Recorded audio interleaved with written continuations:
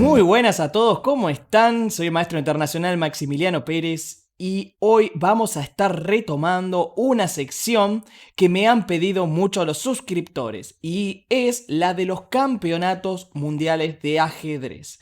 Bueno, hoy básicamente retomamos la historia. Hemos visto previamente que Steinitz había derrotado en un match muy parejo a Chigorin, ¿sí? En el año 1889. Ahora vamos a observar el nuevo campeonato mundial que se desarrolló en diciembre de 1890 hasta 1891 entre Isidor Gunsberg y William Steinitz. Bueno, esto es muy interesante porque muchos de los jugadores normalmente no conocen a Gunsberg. O sea, es uno de esos jugadores que participaron por el Campeonato del Mundo que quedaron un tanto olvidados, ¿no? Como que no tuvieron tanto renombre en principio, no en la época, sino actualmente, como que se perdió un poco el rastro del jugador. Por eso es que hoy voy a contarles un poquito acerca de su historia, acerca de cómo fue que comenzó a jugar al ajedrez y bueno, sus distintos pasos, ¿no? Primero y principal, saber que Isidor Gunsberg nació en Budapest, en Hungría, en 1854.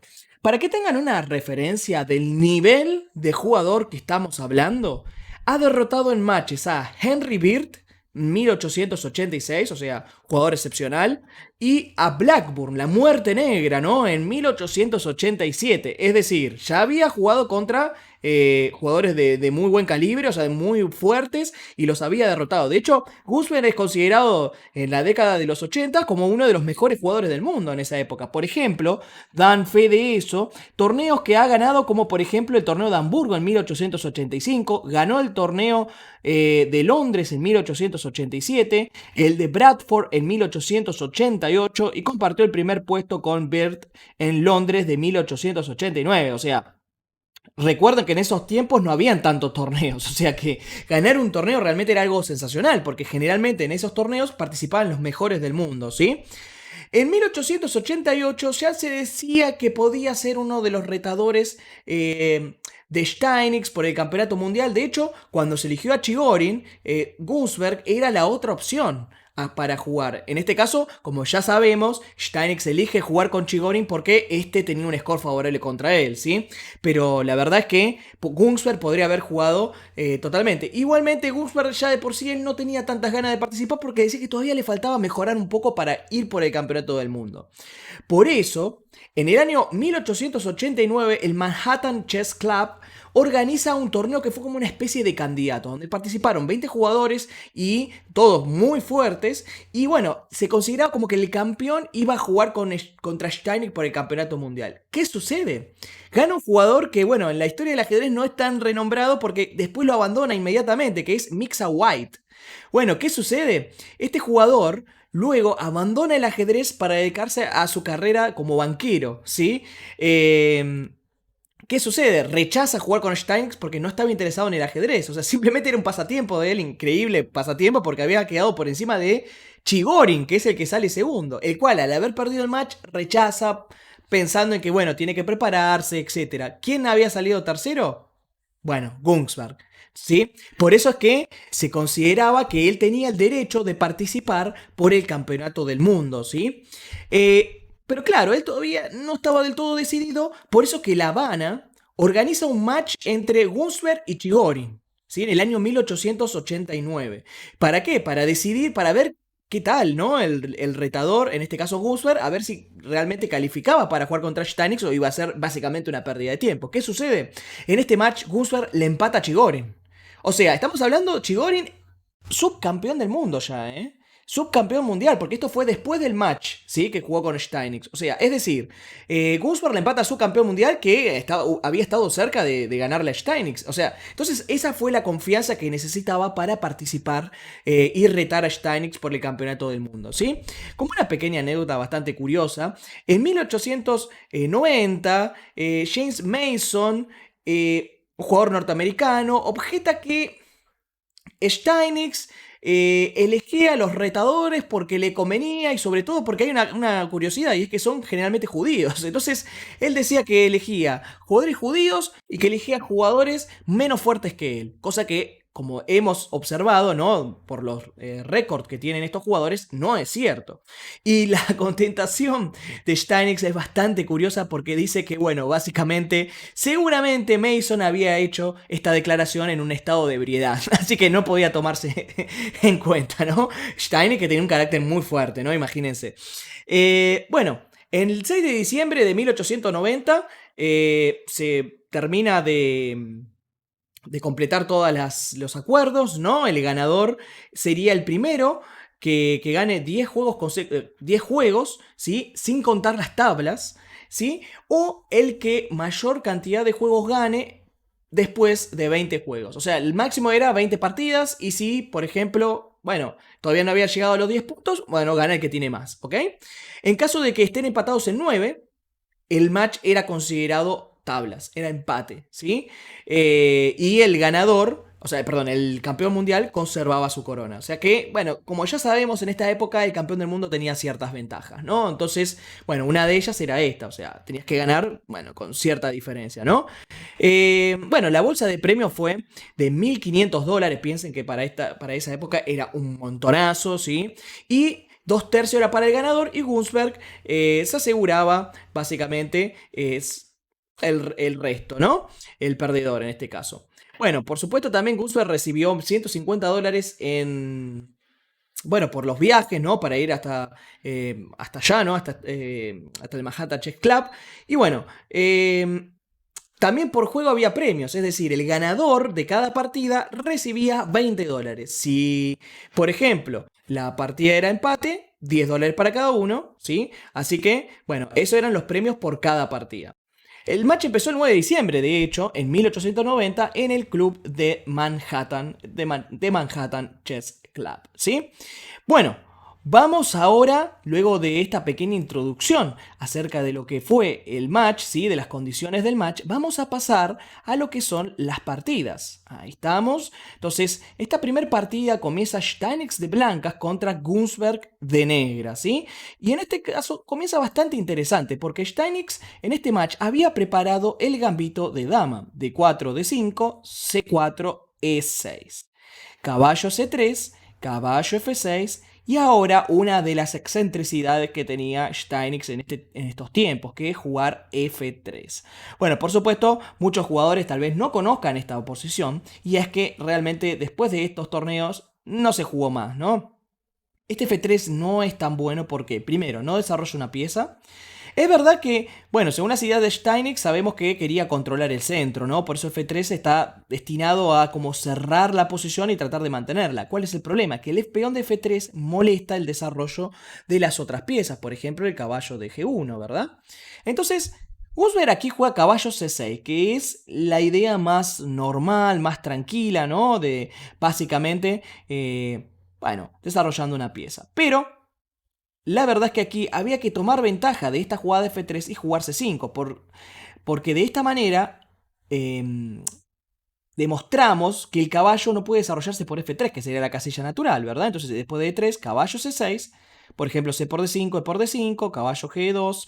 Noten cómo el desarrollo de las blancas es complejo, ¿no? No puede salir tan fácilmente el caballo y cuando sale el caballo le molesta el alfil y todo se torna bastante complejo. Por ejemplo, alfil D6, G3, enroque corto. Noten cómo el desarrollo del negro es simple, armonioso, mientras que el del blanco es aún un poco más complicado. Alfil G2, torre 8. Esto es una suposición de opciones, ¿no? Enroque corto, H6. O sea, sería una posibilidad de lo que podría haber pasado si el negro jugaba de esta manera. A3, alfil F5. Y la verdad que esta posición yo preferiría jugar con negras porque tiene un desarrollo más armonioso. Esto vendría a ser una de las mejores opciones para jugar contra este esquema de F3, ¿sí? Noten cómo el negro desarrolla tranquilo y el inconveniente para las blancas es que el desarrollo de sus piezas es un poco más complejo. No quiere decir que esté perdido ni mucho menos, pero es más fácil jugar con las piezas negras, es más confortable, ¿sí? Por esa razón es que parecería que este experimento con F3 no termina de ser lo mejor en esta posición. Bueno, caballo C6, en este caso, básicamente desarrollando una pieza. No puede criticarse esta jugada como si fuera mala, pero simplemente decir que C5 era un poco más interesante. E3 y alfil E7. Aún así, noten cómo, a pesar de que el negro no está contragolpeando el centro, el desarrollo del blanco tiende a ser un poco más difícil, ¿no? Caballo H3 tiene que sacar un caballo por el costado, en el roque corto, y gastar otro tiempo jugando por aquí, ya que jugadas como E5 podrían estar en la mira. Torre 8, alfil E2 y alfil B4. De hecho, durante todo el match se va a poder ver que Gunsberg era un jugador que tenía mucho criterio a la hora de ubicar sus piezas, pero que muchas veces le faltaba esa digamos, forma de jugar incisiva que tal vez sí tenía Chigorin en ciertas posiciones, y perdía el rumbo en situaciones súper tácticas, ¿no? Aunque a veces, bueno, por supuesto, tenía su partida excepcional, ¿no? Pero bueno, alfil de, sí, alfil de 2, y ahora, por supuesto, ya con todas las piezas casi desarrolladas, el único problema que tenemos aquí es el alfil de C8. Por eso que Gunsberg, con muy buen criterio, juega E5, abriendo la posición. D por E5, torre por E5, C por D, caballo por y E4. Entonces, simplemente captura aquí y a B por C3 juega alfil A5. Entonces, noten cómo el blanco ha quedado con un peón aislado, por ejemplo, con las piezas un tanto como apretadas, ¿no? Con un poco raras. Y esto era una característica bastante, digamos, importante en el juego de Steinitz, ¿no? Muchas veces le elegía tener posiciones un poco extrañas, ¿no? Que no eran tan confortables, pero ganar algún tipo de ventaja posicional. Este no es el caso, porque ya ni siquiera tiene un peón de más o algo por el estilo. Aquí simplemente jugó extraño, ¿sí? Dama C2, entonces Gunsberg juega torre E8. Y bueno, y esto es lo que hablamos, ¿no? Porque, por ejemplo, aquí torre E8, por supuesto, no es una jugada que puede considerarse, jamás puede ser considerada mal esa jugada. O sea, es una jugada de desarrollo, o sea, no desarrollo, pero prevé ciertas amenazas por parte de la torre, la ubica en E8, que es una muy buena ubicación. Pero claro, aquí se podía jugar más incisivo, tal vez con torre C5. Lo que pasa es que había que encontrar una interesante secuencia táctica, que es a caballo D3, jugar caballo D4, y si por ejemplo dama 5 aquí, alfil por C3. Y esta jugada, por supuesto, uno la tiene que encontrar en el tablero, no es fácil de prever, ¿no? Caballo por, alfil por, rey F2, por ejemplo caballo C6, alfil E3, ¿sí? Porque el alfil de D2 estaba bajo presión, ¿sí? Noten este pequeño detalle. No es que no se come porque no quiere, sino que, cuidado, ¿no? Está el alfil en el aire. Alfil E3, alfil E5, y esta posición podría decirse que es ventajosa para las negras. Igualmente todavía hay ciertas dificultades porque no se ha terminado el desarrollo. Pero bueno, es una posición de lucha, ¿no? Es una posición donde, por supuesto, ambos jugadores están buscando la victoria, ¿no? Bien, entonces él prefiere jugar torre 8, que es una jugada más criteriosa y que, bueno, es entendible también. Primer partida del match, no vamos a estar arriesgando, ya arrancar abajo. Está muy bien. Torre 8, enroque corto. Vino alfil B6, rey H1 y simplemente desarrollo con dama E7. Vino caballo D3, se intercambian los caballos, caballo por, dama por, y la posición lentamente se va encaminando hacia las tablas. Torre a D1, alfil E6, imaginen Gunsberg jugando de negras, primer partida del match, no está para nada mal este resultado. Alfil C1 juega dama 5, C4 y alfil D4. Igualmente, yo preferiría jugar esta posición con piezas negras. ¿Por qué? Debido a las debilidades que tiene el blanco en la posición. Noten cómo, por ejemplo, entre otras cosas, tiene debilidades por casillas negras. Es verdad que tiene el alfil para custodiarlas, pero bueno, siguen siendo debilidades en la posición. Alfil D2, dama H5, vino alfil F4, C6, alfil E2, y luego de dama C5, los jugadores acordaron las primeras tablas del match.